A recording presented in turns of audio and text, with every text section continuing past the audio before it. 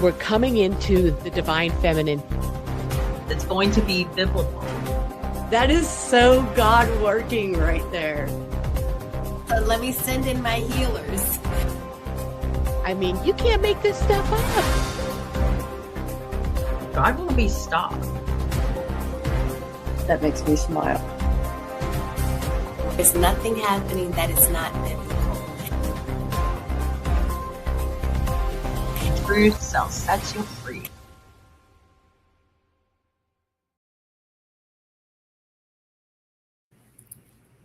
Hello.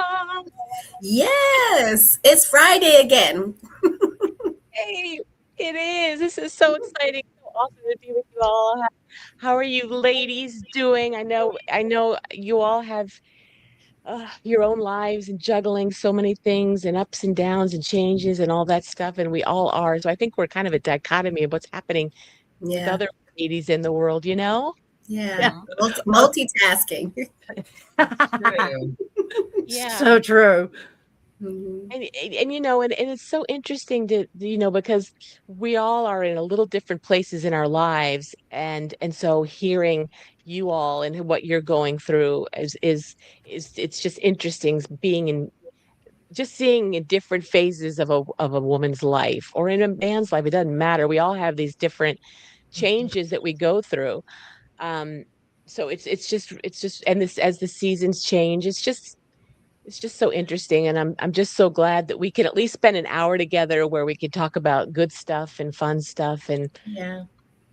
And be there for each other. That's what I yeah, love about this group. We're all here for each other. Like when I get news about my dad, you guys are like literally, besides Paul and the family and everything, y'all are literally the first text message that I send to. Yeah. So yeah, you ladies have definitely been a big part of my life these past couple of months. So thank you.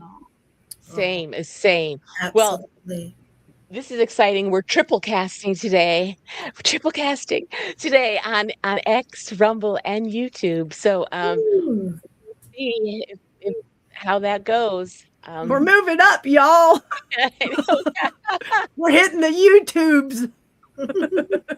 I spent all weekend updating all of our videos on my YouTube channel, so everyone can go back and watch all of our past shows. So, You were a busy bee. Yeah, but I'm glad. I just wanted to get it all documented because we've had some cool shows and we've interviewed some cool people. Yeah. You know, absolutely. What a blessing.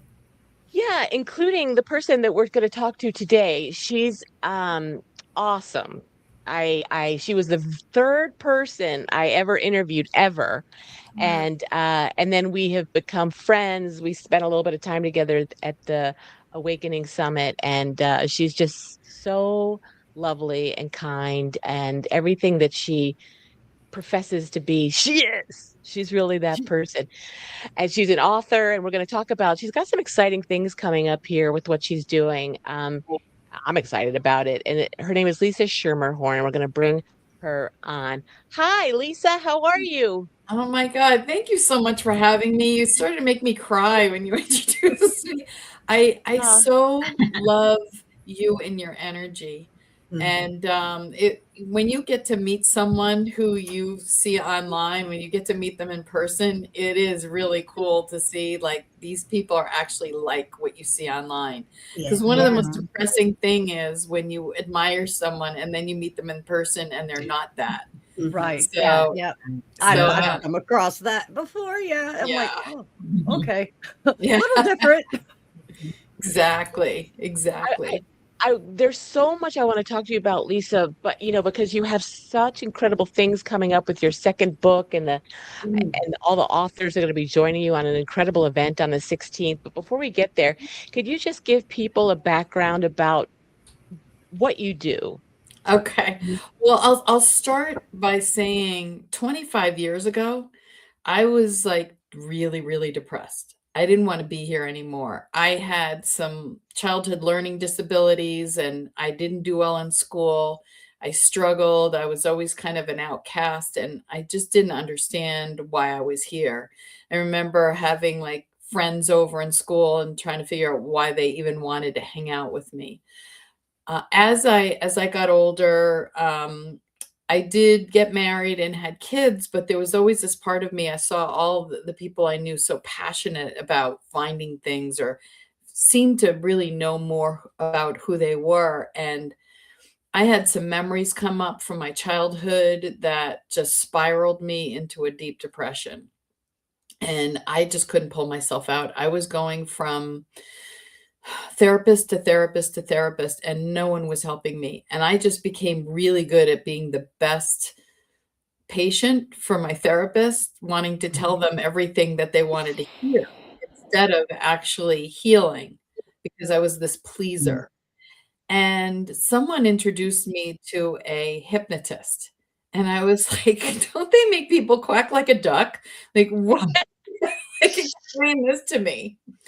And I was so desperate, I figured I'd try. And what I realized was they were accessing my unconscious mind, the part of me that was holding all of these memories and belief systems that I didn't have access to in my conscious mind. I didn't remember things from when I was 3 and 5 and 7 years old and decisions that I made at those points in my life.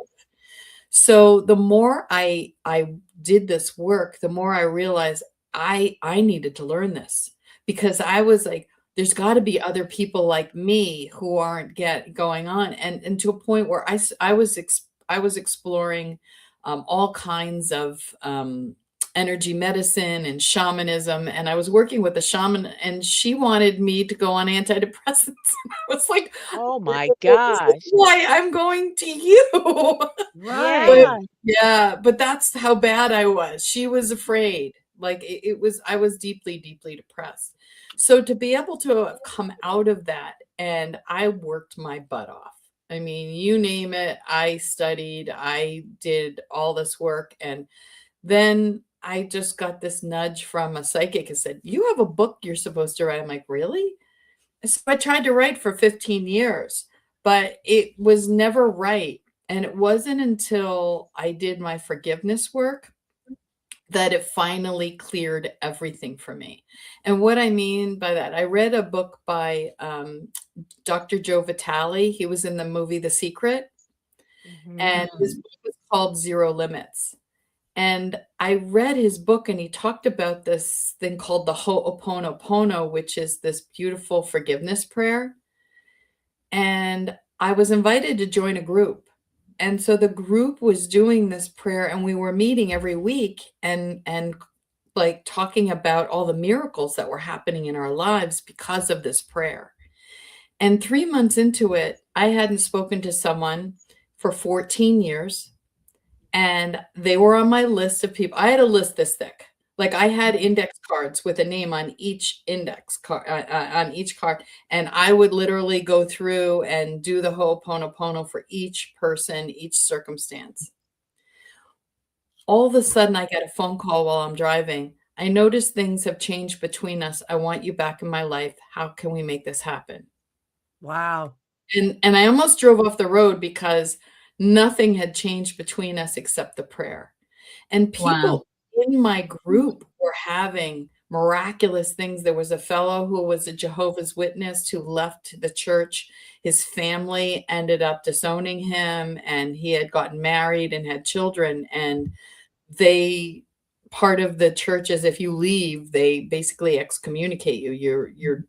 They don't allow you, and there's no contact. And he started doing the prayer, and all of a sudden his mother contacted him and just said, there's no rule that I said that I can't just bump into you at the library with your children. Mm. And so he was able to heal a lot of things and develop and was able to rekindle a relationship with her. So part of that Ho'oponopono group, someone contacted me and said, Dr. Vitale's doing a movie based on Zero Limits, and would you like to be in it? So I thought that was a joke and a scam. And I put the producer and the director through hell, proving to me that they were real. Don't blame you. I don't blame you at all. Can't be too sure. Yeah. Right. So it was legit, and I got to be in that movie for a couple of minutes, and things in my life changed, and the title to my first book came in every belief is a lie. And after that, the word belief, lie is in the middle of it. And was it Audrey or Barb who had the saying? Audrey. Yeah. Audrey. Yeah. Yeah. I tell my friends all the time, you got to question your beliefs and ask yourself, what beliefs do I hold that have lies in them? Because it's literally hidden in plain sight. Our beliefs are made up of lies. But Right. there are no lies in the word knowing. Yeah. I love that. I love that because it's all about becoming truly sovereign, because to know thyself, and we came in forgetting, and we get programmed. If you take 10 children and you put someone in an urban environment, someone in the countryside, someone put them in a farm, someone put them, in Europe, someone else in Australia, they're all having majorly different experiences, being programmed by their parents, by their school friends, any bullying that happens, all the different belief systems, religions, whatever you get, and I say indoctrinated into. Mm-hmm. And it becomes this part of you. And then when people question that, people get triggered, or you start to question that in yourself, it can create a bit of a meltdown for you. Right. Mm-hmm. So the whole process of writing that book was very cathartic. And I give people techniques and things that I use, because I don't do anything I haven't done on myself, to help them, do their own work.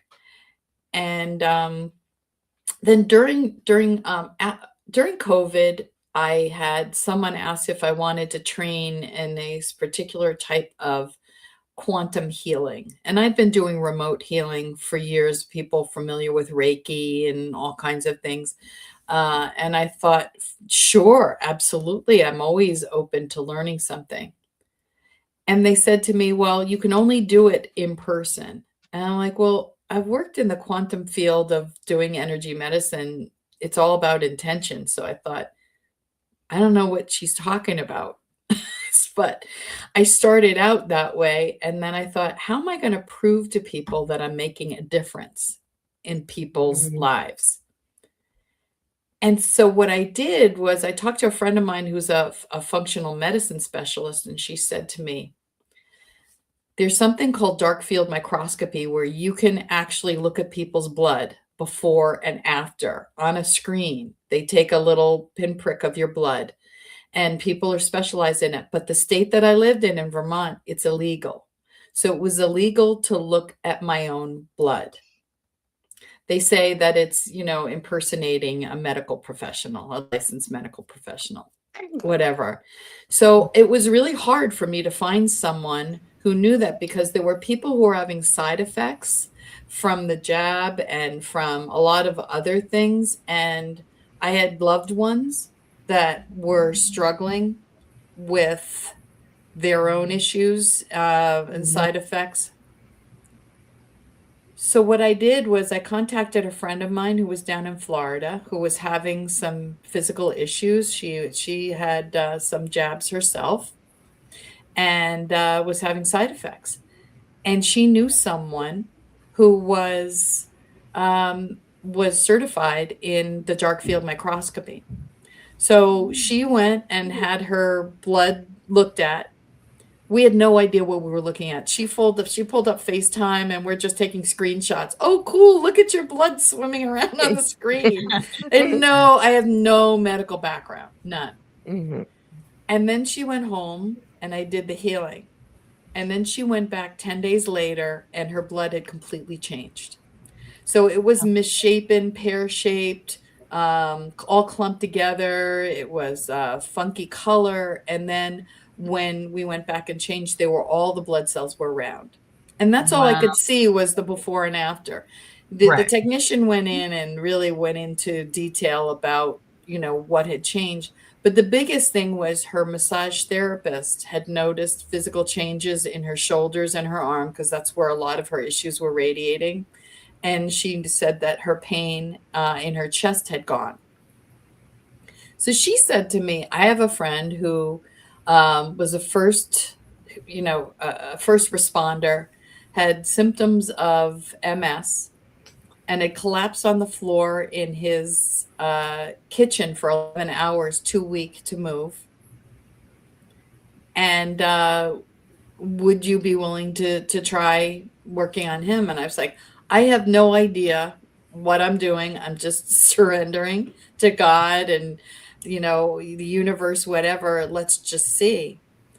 So when I do these healings, I visualize in my mind's eye, oftentimes water running through people. It's like a cleansing that's happening. And I see guides. So I'll see people's spirit guides, loved ones that show up for them. And during this, I saw this water coming through, and there was a blockage around his abdomen that the water wasn't moving. So I'm trying to, in my mind's eye, push it through. And I look next to me, I feel this presence, and it's Jesus. And to give you some background around me, I'm raised Jewish. So he's come to me to help me before, but it was really funny to see him next to me. I'm like, I'm getting out of the way. You do you and do what you need to do. So he started doing some work on him, and then it went from clear, and I'm sorry, it was like this murky color to clear. Water was flowing, and I was like, okay, that's cool. And then the session was over, and I didn't say anything to him about what I saw. I just said, we'll meet again in 10 days. When I met up with him, he said to me, I don't know if this is relevant, but what I experienced 2 days after the healing was I woke up at 7 o'clock in the morning, vomiting clear liquid.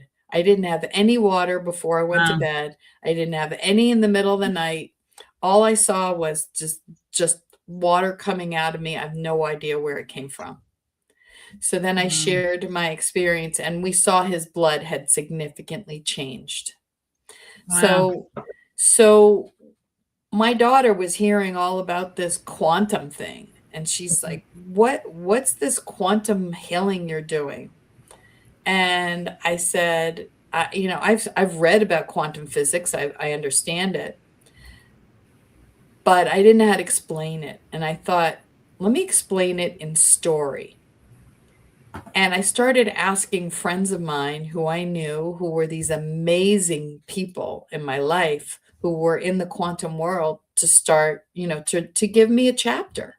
I was going to put this collaborative book. I thought, okay, my other book was really a lot of work. This should be easy. I'm just going to take other people's chapters and put them together. Oh my God, over a year later.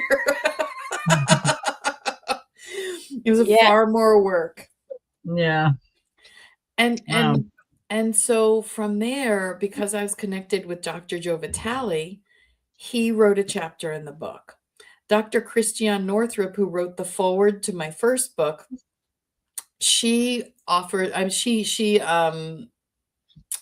the foreword to this book. I'm sorry. She endorsed my last book. And then I have Tom Althouse, who was the original screenwriter for The Matrix. I have Dr. Carrie Madej, who was one of the biggest voices in the beginning of COVID, and people went after her, tried to kill her. And what Ellen's showing right now, this is the landing page. These are all the authors. Laura Eisenhower, the great-granddaughter of Dwight D. Eisenhower, our former president. Sir Robert Edward Grant is in it. He invented an AI called the Architect, and he does a lot of spiritual travel. So there's a lot of really amazing, unique people, animal communicators, artists, people who communicate with plants. I don't know if people know Michael Jaco, where he remote views, and he tells his story about dying and then meeting Archangel Michael and then coming back to life and remote viewing. There's some really amazing stories. Chris O'Connor, I slipped in right after I met him. I was like literally, he gave me his chapter in a week. Yep. there's Joe Joe Rosati. Rosati. He's the one that introduced me to you. And so these are all contributors to this book, Yes. correct? Yeah, 36 contributors. Wow. Which is incredible. And so with that, you're having this just so cool, this special launch Yeah. on the 16th, which is coming up. Tell us Yeah. about this launch. So my thought is I wanted to bring as many of the authors that could be there as possible. We've got so far over 20 out of the 36 are going to be there. Wow. Still working on them. And this is going to be a Q&A. They're going to have a couple minutes to introduce themselves, and then and then people can do a Q&A, and an opportunity to communicate with some of these people, get to know what was behind their. We had a group of 8 authors get together yesterday, and when they started telling their stories, I just started crying, because these people have really done so much with their lives. And each one of these authors I interviewed, and their interviews, including Dr. Northrup, are on this landing page, and those are free. So you don't even have to buy the book if you want to know about these authors, but their stories in the book are really remarkable. And that book is launching on Tuesday. So I'm doing a special price. Yeah. I started out with $8.88, but when I loaded it up for approval on Amazon, they said they wouldn't let me price it at that because they have to make a certain amount of money on the book. So it's $9.99. So my apologies. So on that's going to be the special launch price. And if you buy it, then you get a free quantum. I'm doing a group quantum healing, so I'm going to let people know the date of that. People are invited to that. And we also have my friend Sophia Eric and Lori Daniel Falk are in it, and they have an amazing AI networking platform that they are introducing to everyone to be for free. So it's kind of like Match for entrepreneurs and people who are mentors and finders. It's called Find Your Mentor. And you can have your own profile in it for free. You create circles and you can do courses through it, and it finds people for you. Because how many of us as coaches and healers have to spend so much of our time finding people Right. to work with? This does that for you. Yeah, So that's there's amazing. so many cool things that we're trying to create a movement and help people understand that their thoughts are creating their reality as we move into the 5th dimension. Because this is the new way of how we're going to be living as we move forward. Yeah, very, very exciting. And it's so affordable, and it's just it's such a unique, it's just a very cool opportunity to be able to have question and answer with some of these contributors. I mean, it's just such a cool idea. And so you can register for free here, and I'll help Hair Therapy with the link afterwards on the comments so people Yeah. can sign up, because it's just such a cool idea to launch the book. I really think it's just so interesting, Lisa. Yeah. That's such a great job. Well, Um, thank you. And we're doing a European launch at 6 a.m. Eastern time. But for people who are overseas, I have one woman who's in the book. She was also in the movie with me, Renata Angelo. She's in Australia, and she's from the Czech Republic, and she has a huge following there. And so we're going to do a separate event in the morning, 6 a.m., for people who want to buy the book that morning.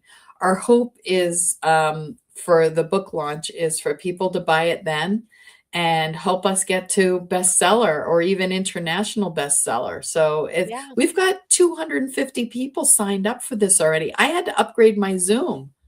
I was like, oh my God, this is amazing. Yeah. I mean, I think it's all about the timing too. Yeah. Don't you think? I think people are kind of more ready for this as well. And I also just want to show your website, Yeah. lisaschermerhorncoaching.com. And it's just all really great information. It's just really about what you said about understanding yourself and just having happiness and goodness and confidence and health and clarity is what Yeah. it's just all good, great information. And and it's nothing weird. Oh, It's just you want me to show that? yeah, well, these are when I was last summer, I was in Europe. There was I was at a red carpet event in Prague, and then this was the Marbella Film Festival. So, yeah, so this was really fun going to the red carpet. That's all the red carpet in Prague event. And that was the night of the film festival, and with the director and the producer, their husband and wife. Very cool. Yeah, Very, very, very. That's a hilarious picture. yeah. Wow. Oh my gosh, it's just real. It's really all so fascinating to me. All those things, and and just like your story, Lisa, it all comes out of wanting to, you having to go on your journey, right? And you had to have that journey before you were able to heal others, Yes. right? I mean, Yes. correct? Oh, absolutely. And you know what I found every time that I would heal something in me, a client would show up and I'm like, "Oh, thank God I worked on that last week because now I can Yeah, handle that." It's yeah, like you never know who you're going to get. And so the more I studied, I also got into inherited ancestral trauma. So we do hypnosis for that as well as past lives, and the quantum healing and traditional hypnotherapy. So it's really expanded in so many ways, and it's so rewarding when you can help someone come out of trauma. And, yes. I'm not a licensed mental health practitioner, so I'm actually not supposed to say that the T word. So I have to be careful with that. But I've seen people make miraculous changes in their lives. Yeah. And and the thing is, the fact that it's just this is, I just love observing all of this. The fact that Jesus came into your peer view means that God's hands are in all of this. We might be trying different tools and things to heal, but it's ultimately through Jesus, through God, that it happens, and Yeah. we just are finding ways of doing it, and I love that. It's just so wonderful to think about. To share, do you have any thoughts about that? Well, yes. And first of all, thank you, Lisa, for being here with us. I loved hearing your story and, the journey that it took for you to birth these two books and understand how to tap into the quantum field in order to be able to be a healer. That's a process, and that's something that is individually, you have to individually go through that in order to get into the space of healing. As yourself, I was able to study under Dr. Michael Beckwith in LA, who is also in The Secret. Yeah. And so he was the one who kind of put me on my journey in terms of understanding how to tap into myself. And so I spent many years at Agape Ministries learning how to meditate, learning how Whoops. to Oops. serve, learning how to clear my own path so that I could begin to understand how to be an instrument, a vessel, in order Yeah. to help others tap into their alignment. I also used as something that you spoke about hypnotherapy. I used it, hypnosis, for my childbirth, for giving birth to Oh, children. wow. And so, because I gave birth to both of my children at home, I chose to use this modality in order to prepare my mind for that space, and I found it very healing. And I still use it today. So the modalities that you're using, I'm very familiar with, and so I'm very interested to read your book, The Quantum Healing, because it's something that I'm very interested in. And I thank you for your work, because I feel your passion of wanting to build community and wanting to bring other people together as we slowly but surely integrate into the fifth dimension, and understanding who we are and what gifts we have in order to operate. So I thank you for the work that you're doing, and I look forward to following it as it blossoms into even more than you expect. You're so kind. Thank you so much. And you know what? One of the biggest things that I realized on this journey is that it's not me. Like, you really have to humble yourself and realize that I'm not healing anyone. I'm not doing anything. What I've done is raise my frequency. As I release my own stuff, I'm raising my frequency. So I'm allowing others to raise their frequency too. So the higher my vibration and frequency goes, the higher the people that I work with have the opportunity to achieve, because not everyone is ready. Not everyone is ready to heal.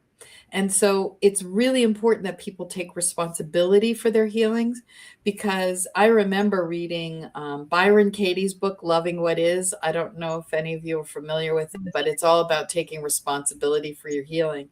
And early on, I was like, these people did this to me, and I am a victim. And I got so mad, I threw the book across the room, and I really struggled with that book. I don't think I ever finished it. And it was part of the coursework that I had to read, but I was so mad at her. And then I realized why she triggered me so much was because I was really stuck in that victim mentality. Mm-hmm. And that's the hardest thing we have to do as humans, is take self responsibility. And because with self healing, you have to take responsibility as well, right? And That's and right. that's the hardest thing somebody can do. It's scary, It is scary. It's very because scary. that's when you're held accountable. That's And right? And we Yes. purposefully, and it's been a whole psychological thing that they've done on us to purposefully mhm. make us feel like victims, so that we could blame everybody else and separate us. And I mean, it's all, so they did a pretty dang good job on us, to They did. And you know what? The biggest push, and what I hope that people get from this new book is, it's about healing the divide. It's about bringing people together. And one of the things that, if you get a chance to meet Chris O'Connor, who's one of the kindest, most loveliest hearts and souls, when you meet people who have been through the amount of trauma that he's been through, and other people in the book, and still come out in a place of love, you know they've done their work, right? Yeah. right. And we are all one. And that's not just a saying. We are all a fractal of each other. So when we hate people, we make fun of people, when we bully people, and it doesn't, when you get into the whole politics and everything else, I remember a time when we could have a really beautiful debate.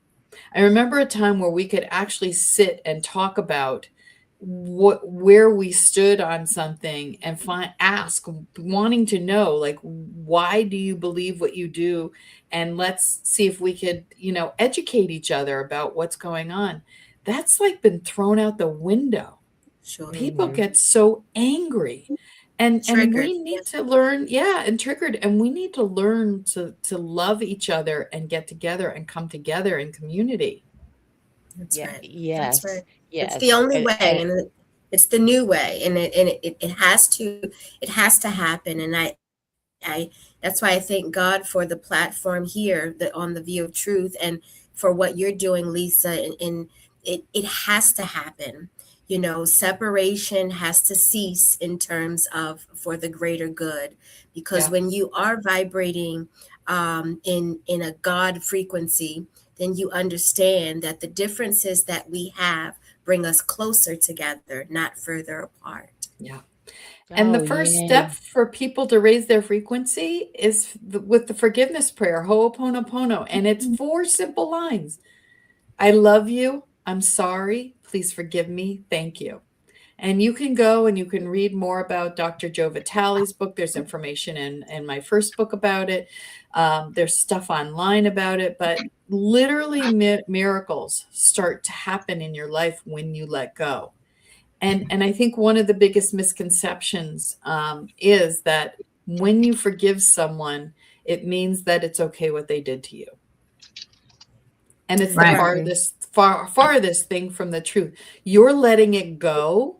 That person who called me, I had forgiven them and they didn't know I forgave them. They still felt it anyway. And they're still not my favorite person, but I'm willing to have them in my life because of other, it's a family member. And so I do what I need to do to keep the peace, but I don't get triggered and I have firm boundaries and I can walk away whenever I want to. Absolutely. Audrey, you talk about this often in unity, and you try to do things and try to go to events, bringing people together and see the bigger picture. And sometimes it works and sometimes it doesn't, because some people aren't ready yet. But planting the seed is so important, which I think you do, Audrey. Yeah, a lot of what she's saying, it resonates with me because of my whole. It's not even my idea. The seed that God planted about the green pill. Putting it in language that a lot of us recognize. You mentioned the Matrix, right? Red pill, blue pill. Is the green pill, to me, represents so much of what quantum actually enables. Quantum to me is kind of like the sciencey name of what Jesus does for us and through us, right? So, forgiveness is a huge, huge part of our spiritual growth and our relationship with Jesus, because as I think I looked it up as you were talking, it's Matthew 6:14 says, "For if you forgive other people when they sin against you, your heavenly Father will also forgive you." So forgiveness is often not for the forgive then, but it's the forgiver. It sets us free, right? Right. And so all of this is the green pill, is recognizing that it's all about our true relationship with Jesus. Once we follow him, we learn to be more like him.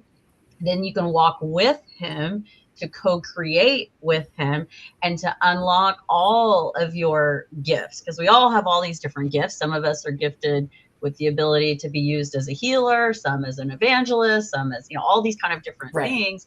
And it's all about learning your true identity, letting go of the ego, letting go of all the things, and letting the ultimate physician use us to help heal others. He takes our pain and he turns it into purpose. So that's all the concept of the green pill. And like quantum entanglements are like my favorite thing ever to experience. Yeah.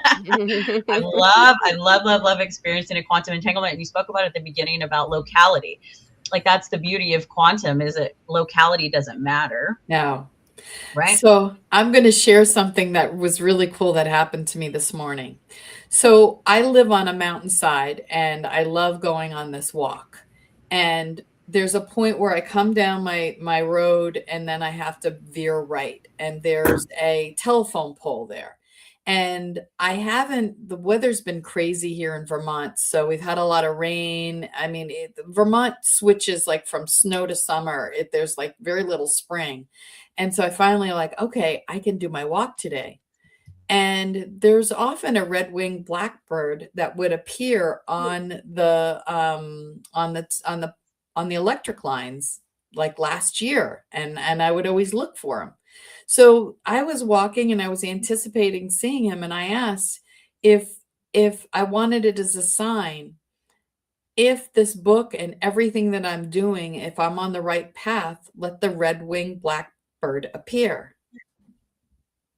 And there he did. He flew right above me. And I was like, oh my God, I love you. That's so awesome. I love those little synchronicities and things that happen when you are able to notice them, because I think it happens all the time, but we're more tuned into it now, and seeing it too, which is just so fantastic. And Barb, what are your thoughts on all this? Just the other day you sent us a picture of a yellow grasshopper, and I was like, what the heck? I'd never seen Wow. it before, and that had a really special meaning too. Yeah, Yeah. hold on, let me look that one up, because that's what dinged in my Wow. head when she showed me the bird, was the yellow grasshopper that I shared with you Yeah. ladies the other day. Yeah. Let me Yeah, see. You Let me could see. look because for signs, ask for signs. Like yeah, literally ask for signs. And if you ask, they will provide, they will help you. They won't do it unless you ask. So what's yeah, Right. so funny is about this conversation is I've seen one of the viral things going around, or at least in my algorithm, is bluebirds like asking God to send me a bluebird to confirm if blah blah blah blah. And God does often do this, right? And but I saw like a kind of a controversial take on it where this girl was like, you don't need a sign from God to know that something is true all the time. And we shouldn't always rely on the physical things happening like that to know. Right. But it was so funny because I was like, okay, I understand that, because that's where faith comes in. We have to just Right. trust God, regardless if he gives us the sign or not. We like these confirmations. We love the synchronicities. And so I was watching all these videos and like kind of reading the comments and kind of discerning like where I kind of fall and all that, and what is actually true and all of that. And I was outside of my garden checking on my little pretty tomatoes and watermelon, and then I see a bluebird. And I was like, okay, God, like you're real funny. Like, yeah, because exactly. I never see bluebirds in the backyard. But again, Ellen, to your point, who knows? That bluebird could be there every day. But my awareness about bluebirds wasn't until I started like looking at the That's bluebirds. But right. so it's just that increased awareness and operating Yes. in Yeah, alignment and with God, and Right. but for me, I love the synchronicities. I love these confirmations. Everybody knows I love a good confirmation. But at the same time, I always kind of have to like ground myself to be like, okay, but Lord, I still trust you right. implicitly, even if I Yes. Absolutely. never see another bluebird ever in my life, Right. Yeah. Right. Exactly. But it's the miracle of the confirmation when they do come Yeah. in makes such a difference. When I was Yeah. doing some training, we did a meditation and it was outside a labyrinth. And they asked us to meditate and ask for a sign and ask for the sign to a specific sign and ask for it to show up within the next 24 hours. And then we got up and went to walk the labyrinth. So I was asking for a white bird. We start to walk the labyrinth, and there is a statue of a white bird in the middle of the labyrinth. And I'm like, does that count? And they're like, of course it does. Funny. Oh my God, too They're funny. like, Well, wow, that one, you. I feel like that one's even better because in that case, you or anyone around you didn't manifest it. It was waiting. It was a nugget planted Yeah, already because God already knew, because he had made your path. yeah, And so he already knew. So those confirmations are even stronger, in my opinion, because it that's shows that cool. God already had it all mapped out and you were Yeah, just walking into God's That's so plan. cool. Right. So so cool. Barb, did you find your grasshopper? Yeah. I did. I found it. It was a yellow grasshopper. Now, backstory a little bit. I was talking to the ladies about my father. Now, my father's in very bad, very poor health, not doing so well. And I was outside in my garden, just tinkering, just like any woman would after she plants her plants. And I saw this yellow, bright, I mean, bright. The women could vouch for it. It was a Oh my bright gosh. yellow. I've never seen it before. Never seen one like that in North Carolina at all. So the yellow grasshopper spiritual symbols mean good luck, abundance, joy, and taking a leap of faith. Ah, the leap of faith. Wow. Yeah. And what Wow. I and love. all the changes that I've been going through, ladies, for the past Yeah. month and Yes. a half, 2 months, like that leap of faith one jumped out so strong to me, Absolutely. because it's Wow. like with everything that I'm going through, I'm literally going head full force into my faith. Yeah. And it's With making it even stronger. And my connection with God has come really strong with me real recently. And Wow. that one just when it said a leap of faith, I was like, here it comes. Yes. Here it comes. Yeah. No Little accidents. nuggets Yeah. and Easter eggs that he's planted for you to confirm that you're on the path. He's the lantern at our feet, right? Yes. He gave me this path, and he's like, Barb, you're on the right one. Exactly. Oh my gosh. Oh, Lisa, this has been such a joy for us. Oh my God. Thank you. This is a joy for me.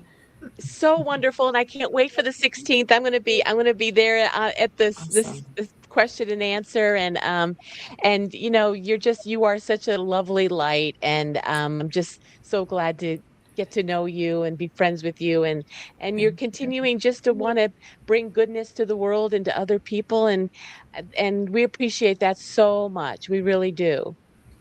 Thank you. That means more than you know. Appreciate that so much. Keep doing what you're doing, and I'm sure I'll talk to Yes. you really soon. I will. I love all of you. It was so nice meeting you. I'm looking Nice forward to meeting seeing you you too. again. Bye-bye. Absolutely. Bye-bye. That was fantastic. Yeah. She's just such a kind, loving person. And just wanting to do good. Absolutely. I'm excited to read the books. Yeah, absolutely. They were green. I had to point out the title on all of her color. It said we are quantum, and it was green. And then on her website, there was a lot of green. There's a lot of green. So to me, those are confirmations from God, right? Saying, Yes. it's all about me. God's all, it's all about me. It's all about me. It's always all about him. I know. It is. And Barb, is your shirt green? Yeah. Yes. My gosh. I can't show you, but I have on green pants. Oh, I love it. That is too awesome. Well, I And wanted you to, I got wasn't, right. Audrey's got her Pepe's right behind her. Aw, I love that so much. I wasn't planning to do this, but Kathy O'Brien to me, she's a person that was involved with severe MK Ultra brainwashing. She was involved with the trafficking. She's a very well known. She's done documentaries. She's an inspiration, an inspiration for many, many years, testified. I mean, she's just legendary. And she just had I wanted to share this because she just had a big weather event happen in her home with her and her daughter, and her house was just completely destroyed. And I just want to share, if you could donate $5 or $10, but I wanted to share part of my start out with interview with her because she hit on something to me that was so interesting. I asked her what were some of the techniques that helped her get into a better place and realize that there is a greater good, and realize the goodness in things, and her take of it was just so interesting. It really, a lot of it all had to do with writing things down. So I just wanted to share this with you. As you said, there was a time where you didn't know that there was any good, basically, in this world. Right. When did that shift for you, and so that you're in this lighter place and understanding that we're on a path now, that those one world order is not going to win, that God wins? When did that start to happen for you? As soon as Mark told me that the pen is mightier than the sword, and to write out my memory, because the very act of moving a pen activates the logic, critical analysis part of the brain. So it takes emotionally incomprehensible, repressed, compartmentalized trauma, shifts it over to logic, where it's written out on paper, consciously seen, and all of a sudden healing happens psychiatrically, psychologically, emotionally, spiritually, every bit of it all at once with this one simple little brain trick. Writing by hand is so important. I encourage everyone to write out their fear, write out their trauma, write out what's immobilizing them. And that will open those neuron pathways in their brain. Again, mind control shuts them down. We need our brains, our brains firing properly. We need that open. And then write out the grief, guilt, anything holding you back, and then add a solution. Because if you add a solution, it's like it'll lift you above that storm, so to speak, so you get a clear view forward. And it's opens more neuron pathways in the brain. So, this is a great brain trick everyone everywhere should be using. And it's part of our birthright information that was withheld for so long. And if we had understood that, we would know why writing by hand has been taken out of the school system. Instead, we have keyboards. Typing on a keyboard does not do the same thing. Twiddling thumbs on a cell phone doesn't do the same thing. If we get writing by hand back in the school system, we can stop the indoctrination of our children, because it will teach them how to think again instead of program them with what to think. Oh, That is pretty right. Wow. I'm so happy you showed that. Yeah. I want to talk about that, but first let me just share this too. That basically her home was just completely devastated, and if you go to her website, trance hyphenformation.com, and there's just right here, right up at the there's a donate. If you could just do $5-10, she has been through so much, and to have her home completely obliterated like that is just so much. And I just, she's given so much to so many people, and she's been through so much herself. If you can do something, that would be fantastic. And now I do want to go back to what she spoke about, about writing. Shara, you wanted to say something first? Oh gosh. Well, first of all, and Ellen, I'm going to contact you afterwards, because I want to be able to support her and give her something in just because I feel compelled to.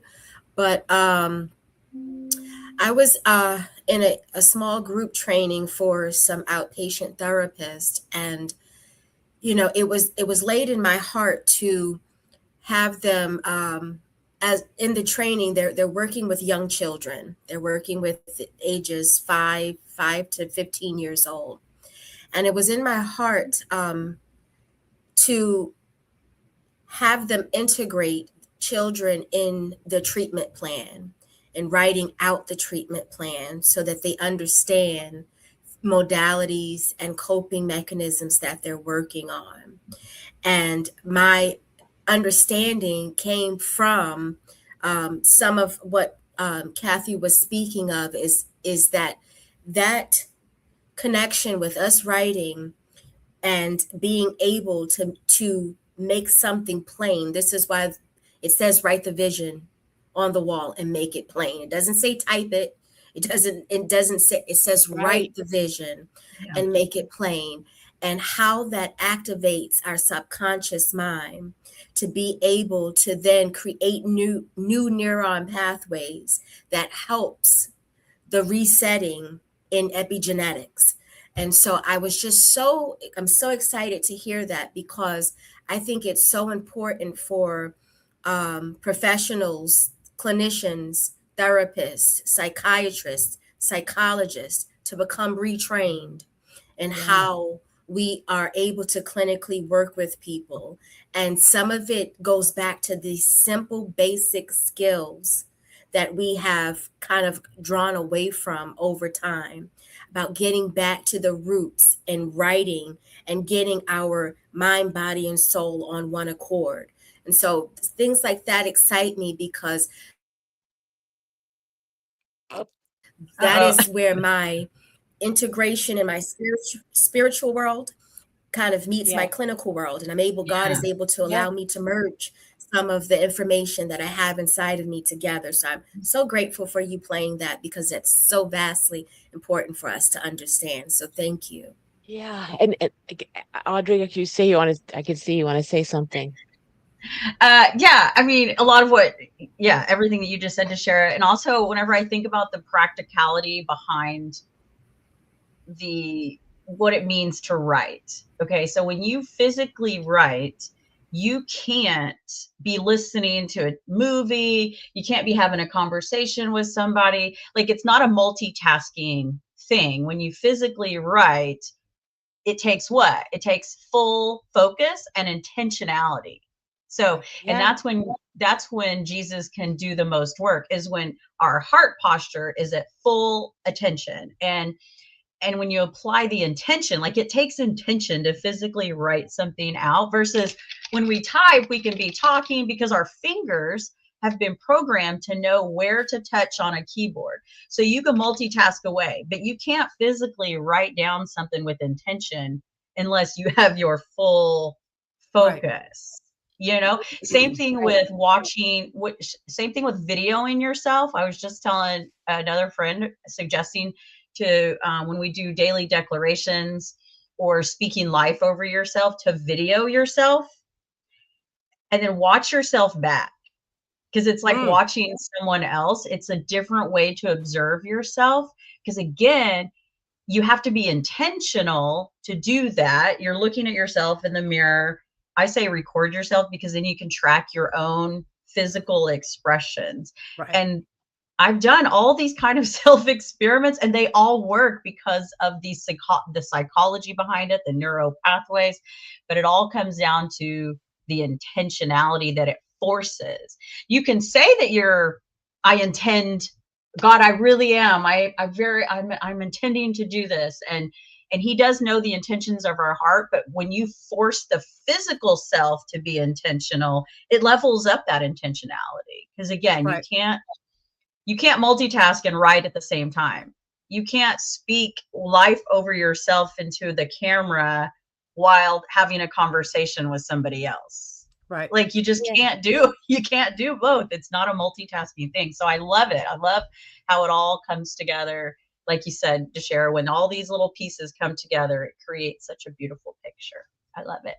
It does. And Barb, don't you, we all, to me, we all, centuries, we kept journals. We kept, and even soldiers on the field wrote their journal of things down.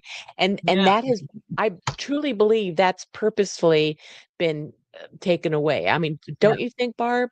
Yeah, because I was just literally sitting here. It's so weird you said that. I was literally sitting here thinking, I used to write in a journal all the time until I hit my crazy teens and my wildness. And it went right. I'll say it, when the devil attacked me and took a hold of me, I stopped writing. Literally. Wow. I stopped writing. I was writing poems. I was writing in my journals. I was writing songs. I was always writing. I was always drawing. Like my dad and my mom have everything that I used to do, like everything. My journals, they got lost in the fire, the ones that I had as a teenager. But yeah, I used to write all the time. And I feel like, yes, they've moved us away from that. And once they started giving computer classes at schools, that's when it completely, all the writing literally just ceased in schools. Completely.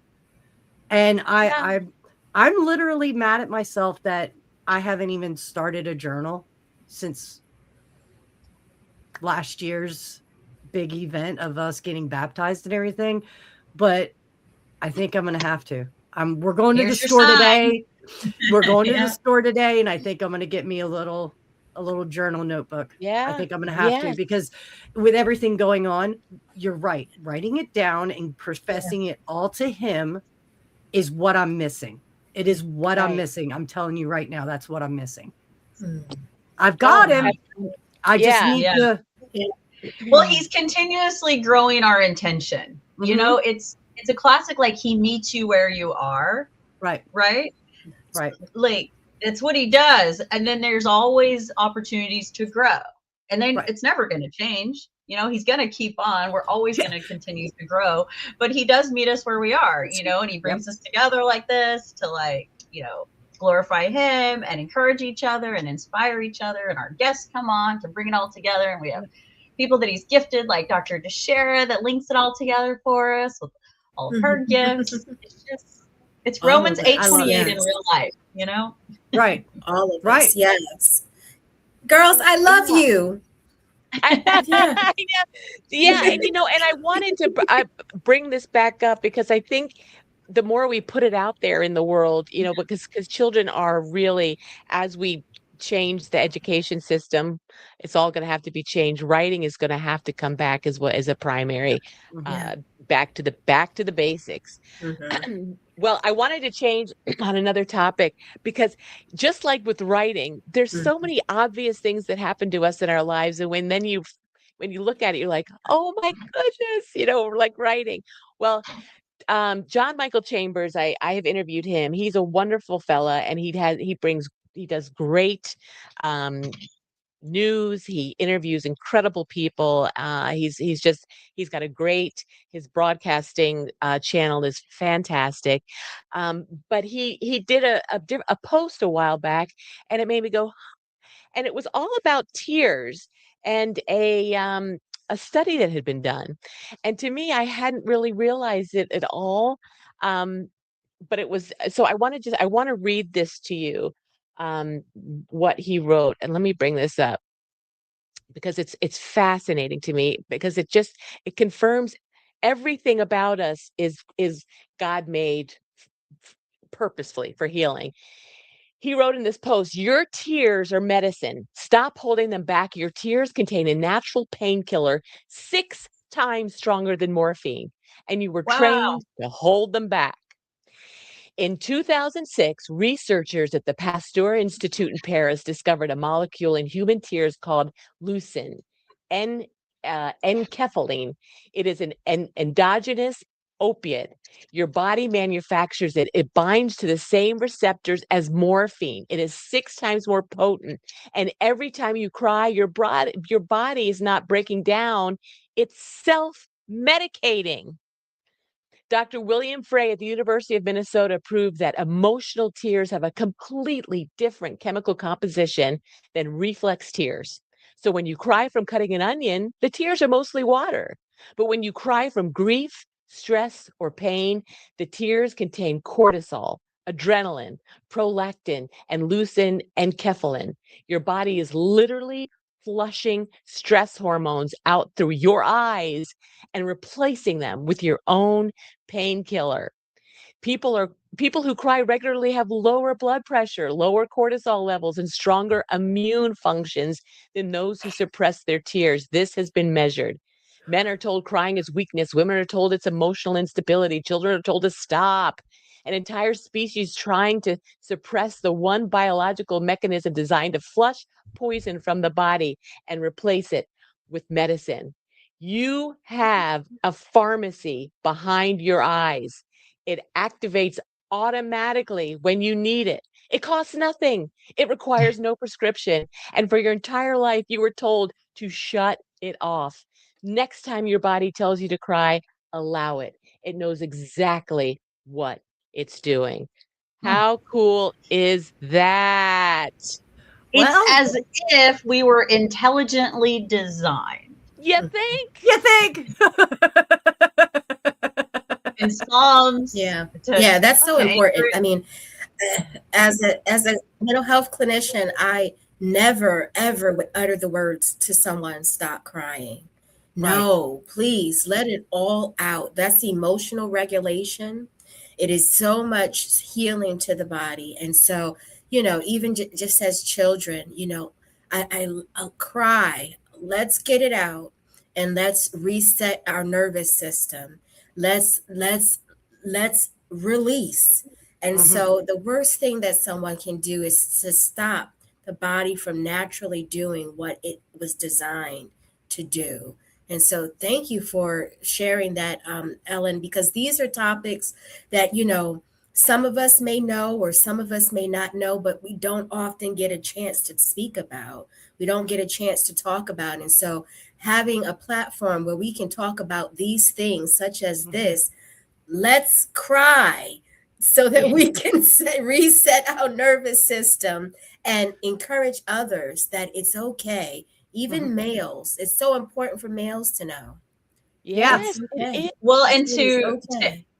to anchor it in his word, he tells us in Psalms 56a, you keep track, you count my tears, you've collected them all in a bottle and recorded each one in your book. Like, that's crazy when you really think about, like, God knows, because he created us and he created us to cry for various reasons. Like the onions that it talked about is like a physiological kind of thing, and then you have sorrow to heal, and then there's joyful tears, which those are my favorite kind of tears, obviously. And it's so funny that we're talking about this, because just this morning I went and dropped Tucker off at church for his first church camp, and I was just like overwhelmed, and I just started like crying, because I was like, God, look what you're doing in my life. Like, my life is just so different, y'all, than it was 5 years ago. And to think about how my son now is 13, was all excited going and being with his friends that he's met, these little fellow disciples. He has all this scripture memorized. He's like, don't forget my Bible. I need highlighters. And like watching all these kids like load up on this bus. I never did that when I was in junior high. Okay, in junior high, I was starting to break bad, and going to a church camp was not even a consideration that I knew existed. And so I was just like overwhelmed. I'm like bawling on the way home. And I'm like, God, you're so good. Like, in my life. And like, I just couldn't. The tears wouldn't stop coming. And then now we're here talking about tears. So, yeah. And that's why, exactly. And that's why we feel better when we cry. Yeah. That's why it's our own pharmacy at work, God's pharmacy. And it's so cool. Barb, Ellen, when we talked the other day, didn't you say this on the phone to me? Yes, I did. And then after that conversation, I felt a little bit better. Like I was, I even texted you. I was like, thank you for talking to me. It really helped. Like, tears do. And you could tell that as a wife with a chef, I'm around him when he cooks. You could tell the difference between an onion cry and an ugly cry. You know what I mean? That's what I call them. But I mean, it is healing. It is very healing. I'm an avid crier. Just ask Paul. I know. You are. I'm an avid crier, but my mom was that way too. So that in a way makes me feel like my mom raised me the right way by making sure that I had the most kindest heart that anybody could ever have. And I do. And Paul can vouch for this. I wear my heart on my sleeve. I give people so many chances until it really, really burns. And then that's when I cut ties. But I'm not one that's always like, let's give them one more chance, Paul. Let's give this opportunity one more chance. Like, I'm always that person that's, let's do it until it burns. And when it burns, that's when you know you got to just let go. Right. Yeah. No, you're right. That's a great point. But you wear your heart on the sleeve, and you're so kind. Sometimes it's good, sometimes it's bad. I know. We love you. Do y'all think whenever someone says, like, when they've been going through something, right, whether it's a death in the family or just reliving trauma or whatever the thing is, and they say things like, I can't cry anymore. Like, I'm just done. All cried out. I'm all cried out. Do you think that that's like a sign, like a phase in the healing? Like, I never thought of it that way. Yeah. I mean, I actually do from a clinical standpoint. I think that, it's a positioning, it's a state that a person has gotten to, in the particular processing of the experience, that they have gone past that. I think that there's stages, makes sense. I'll take that back. I don't think that there's stages. There are stages, to the process of grieving and the process of just emotionally regulating any experience. And so in that, tears are not always a part of the entire process. It's could be a part of the process. And so once, someone has gone through and they have processed it to a certain extent, tears may not be necessary for the next part of the journey. And so there Yeah. is a point where somebody can say, I am all cried out because I'm processing it differently now. Right. Yeah. Wow.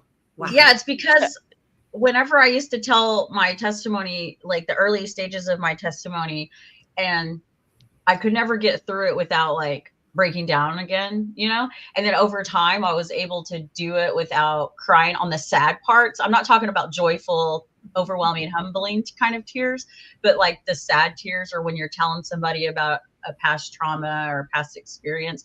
And then I heard someone once say, that's when you know that you're fully healed from a particular event, is when you can retell the story without crying. So that's the emotional regulation that you just spoke about. So once you're able to fully emotionally regulate yourself, you're like, I'm good. Like I can tell this story and it doesn't like trigger me anymore. It doesn't like invoke all those emotions that I can't control. It doesn't affect you. Yeah. Yeah. So interesting. I Yeah, love this. And so, well, we've talked about in the past how sports, I think in some arenas they're trying to reinvent themselves for the good and bring Jesus back into the purview. Um, and so I wanted to share this, the World Cup, that this is a big event, right? That's just starting for many reasons. I mean, I listen to Absolute Storm and I think, oh my gosh, there's so many things that could be happening. That FIFA dig, holy shnikey. Right. I mean, really. But then there's it's so meaningful for other things too. So I just wanted to share this here. So there's a fella who plays, his name is Jeremy Doku. He has 3.7 million followers. And there's nothing bigger than soccer/football that is called, all around the world. And he's a gentleman who's given himself to Christ. He's actually started a YouTube page where it's all about the things that he has discovered. And I wanted to share this one testimony. It has 1 million views, just this one. Let me get this out. Back. That he says, well done, servant. My goal is when he comes back that he says, like, Jeremy, I gave you money. I gave you friends, connection. I gave you a wife. I gave you fame. I gave you family. I gave you resources, all that. What did you do for me? Not for yourself, not to buy you clothes, what did you do for me?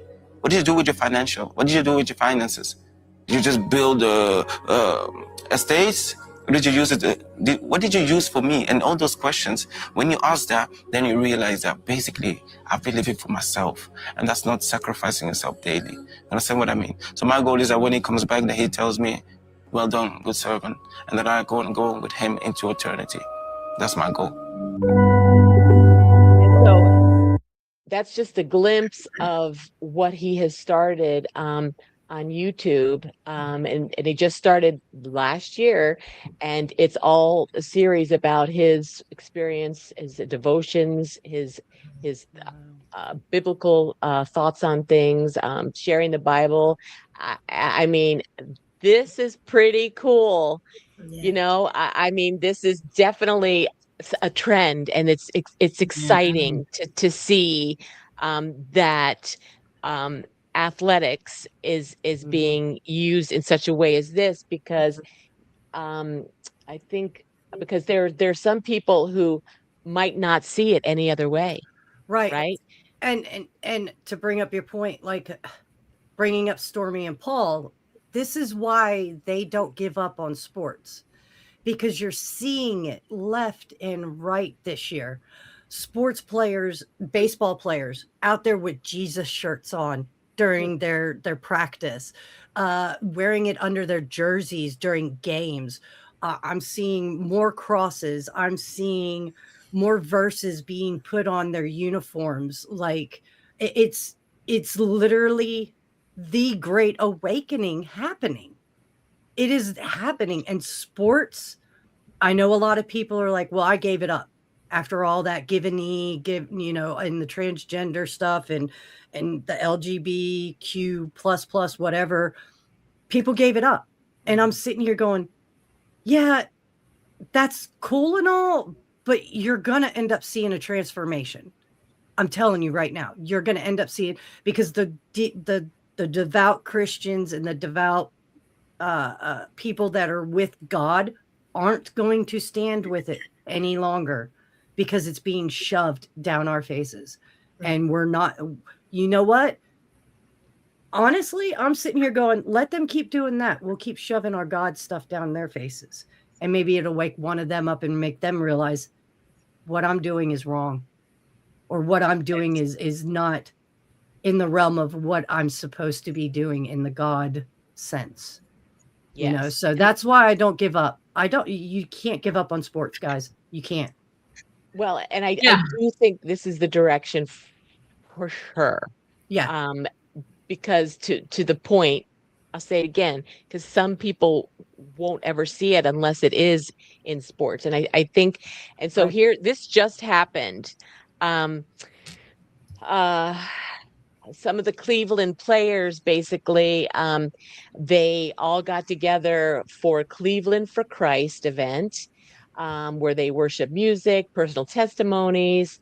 It was fantastic. I will God is moving with the Cleveland Browns. Find you in the middle of the darkest night. It's true. I will rescue you. How cool is that? Lauren Daigle, man, that song got me through some of my darkest times. Girl, that is my song right now. That one, it got me through some of my darkest times with my first encounter. Yeah, dude, so her good. music is literally helping me right now. Like, literally, that's why I'm sitting here. Me and you both were sitting here mouthing the words, because her music, if you have not checked her stuff out, anybody that's watching, you need to. Rescue me, man. Yeah, it really is. So one last thing I wanted to share today, because it was so timely. So yesterday, as part of the America 250th celebrations, the U.S. bishops formally consecrated the nation, United States, to the Sacred Heart of Jesus. On June 11th, 2026, as part of the celebration of the 250th anniversary of the signing of the Declaration of Independence, the U.S. bishops formally consecrated the United States of America to the Sacred Heart of Jesus. The solemnity of the Sacred Heart is June 12th. It is today. So I want to share a clip of this just for a second, where this happened yesterday, where they're in this gathering. I mean, this is huge. I mean, there's billions of Catholic people around the world. So this is huge. So I wanted to, let me bring this up on the screen and just share just 1 minute of this as well. United States and these United States of America into the Sacred Heart of Jesus, not because we have figured everything out, but because we know the one whose love endures forever. In his heart we find gratitude for the past, strength for the present, and hope for the future. Hope for the future. I mean, there's powerful things happening all over the world right now. Yeah. And man, it's undeniable. It's crazy. It's crazy. I have to bring it up because I just saw Paul's comment. The Carolina Hurricanes, speaking of sports and the Christian faith and everything like that, the Carolina Hurricanes are one win away from the cup. I have to let that known.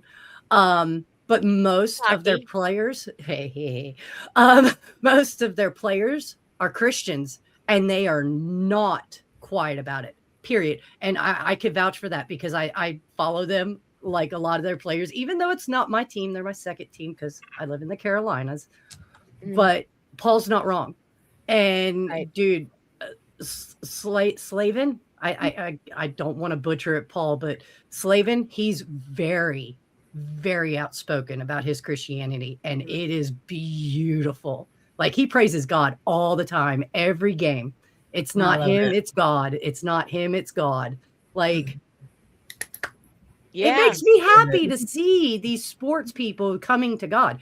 MMA Yes. fighters, MMA fighters, Yes. when they're at the end of their fight, I give all glory to God. If it wasn't for him, I Yes. wouldn't be here. Like, Yeah. so many sports players. Like, I'm sorry I had to go back to that because It it's is, huge. but it shows that it's everywhere and it's Mhm. fantastic and it's incredible. Well, I want to go around and just give everybody last thing to say, but before I do, thank you, Steve, with Real AF Patriot for rating into us. That always means so much to us. And everybody watching, all around, on all the social media, thank you for being a part of this. We so grateful for you. Barb, any last thoughts? Ah, yeah. Thank you, ladies, for everything. Like, this week's been wild.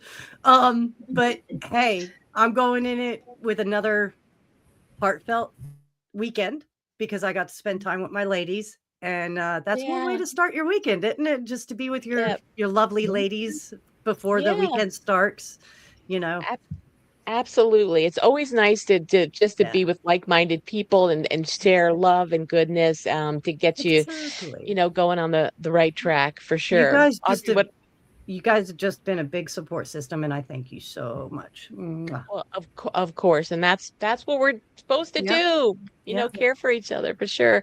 Audrey, what about you? I mean, I just love it all like every Friday, but today was really cool because there was a lot of confirmations and a lot of God doing God things. And, to the sports piece with it, it's like, of course, I love it for all the reasons, right? Because they're glorifying God and I love to see that and all that. But I also love on a programming level what it's doing culturally. Mm-hmm. Because when God uses big names, celebrities, because we have this culture of celebrity fandom and all that. Mm-hmm. And so culturally, there's people that are going to be like, they'll start to get a little FOMO and then they'll want to be like that guy. They'll want to be, that's just how culture works as you start to be like other people. Yep. And especially people that don't have a strong identity already, they're looking for an identity. And what better identity to seek than one that glorifies God? Right. And so that's really fun to think about, the trickle down effects of all of these efforts that are being made, that God has used his army to infiltrate every institution across the board. Yep. And, a few of us, we saw this kind of come in for a couple of years now, and now to like live in it and to see it being multiplied. And it's just really fun to think about what the future holds with all of these efforts going on. And it just reminds me that the best is yet to come. to come. Woo! It sure is. Yeah. And DeShera, any last thoughts? Well, just want to say I love you, ladies. And I think that God is doing, what God needs to do in this season, and we're, us being able to talk about some of the topics, and like Ellen said, with like-minded people. Sometimes you don't have that, often, where you're able to talk about the things that we know to be true. And so I'm always happy about aligning with spirits that are in Christ. And so I thank you all for just a wonderful journey on the View of Truth. I just want to give a shout out to everybody in the comment section, because I stay reading them, and I just love all of the different comments and perspectives that are being shared. And I just probably would close by saying that, only what we do for God will last. Mm-hmm. Amen. Absolutely. Absolutely. Well, this has been so wonderful. Yes, and thank you for the chat. Hair Therapy, our moderators, just the greatest. I thank you so much for all you do. For everybody here on X watching and on YouTube watching, thank you for being with us. Saturday, tomorrow night, 6 o'clock Eastern time, back here on the Truth Teller Tales channel, our Labor of Love series. Trisha and I are going to be talking to Sheriff Richard Mack, Sheriff Oh, Mack, he's great. America's Sheriff. And he and his wife Dawn Mack are going to be on. They've been married 50 years. And they're going to share their love story, their family, pictures of their grandkids, kids, and just share their lifelong love story. So that's 6:00 Eastern time tomorrow back here on the I Truth love Teller that. Tales channel. I So love thanks, that Paul. show. That show's Oh, great. yeah. Thanks, Barb. You've been on a couple times, for crying out loud. Yeah. It was awesome. Go check it all out. Now you can check it all out on YouTube too, on the Truth Teller Tales channel. But anyway, take care, everybody. Have a wonderful week. It's exciting times. We love you very, very much, and we can't wait to see you again. Have a fantastic weekend. God bless you all. See you soon. Bye. I mean, you can't make this stuff It's up. going to be biblical. I will be stopped. But let me send in my healers. That makes me smile. There's nothing happening that is not biblical. Truth self-sets you